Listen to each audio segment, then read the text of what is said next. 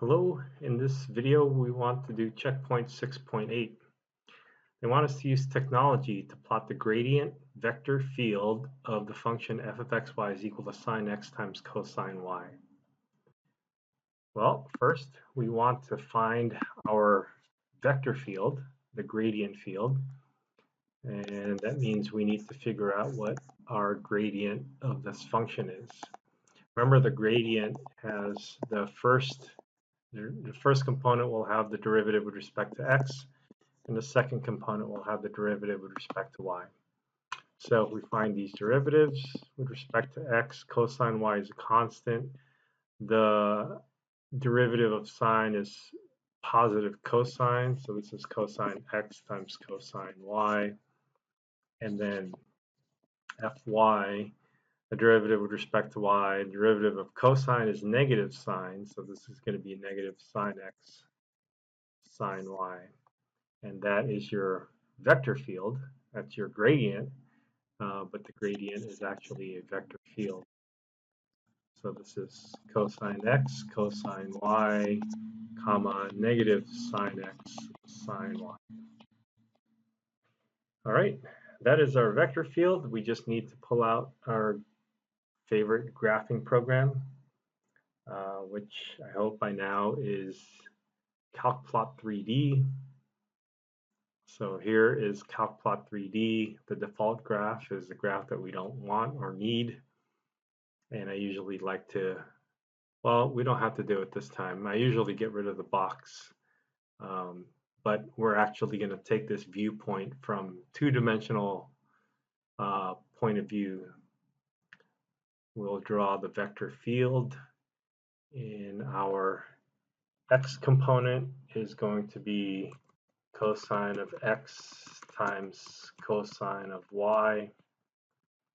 And then here for our y component, we have a negative sine of x times sine of y. And since this is in two dimensions, we're just going to leave p to be equal to 0. And we have along the x, along the y, is more than 1, so we can have a grid.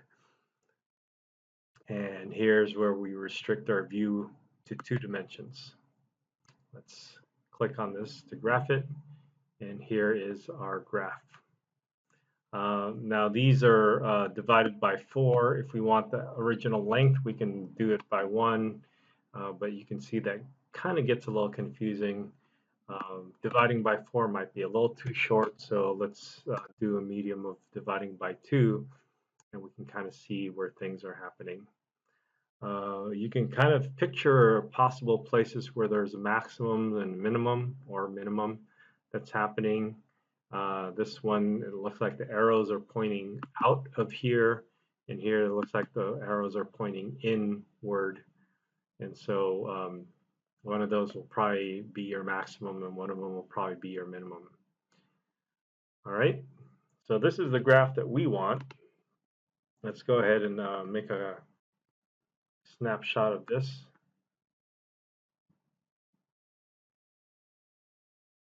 And paste it on our notes. But we can explore this a little bit farther by drawing the actual graph.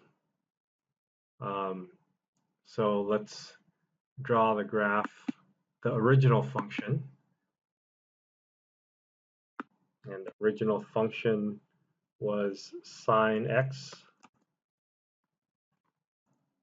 times cosine y. And if we draw this within this 2 by 2 graph, let's see, sine x times cosine y, and we graph it, and let's look at this not in 2 dimensions anymore. We see this figure, which shows your maximum and minimum, like we had mentioned.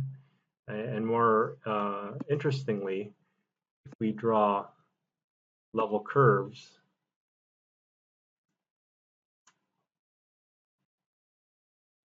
we can see that the level curves are perpendicular to all these arrows. All right, so that's some insight to this, and I hope that helps.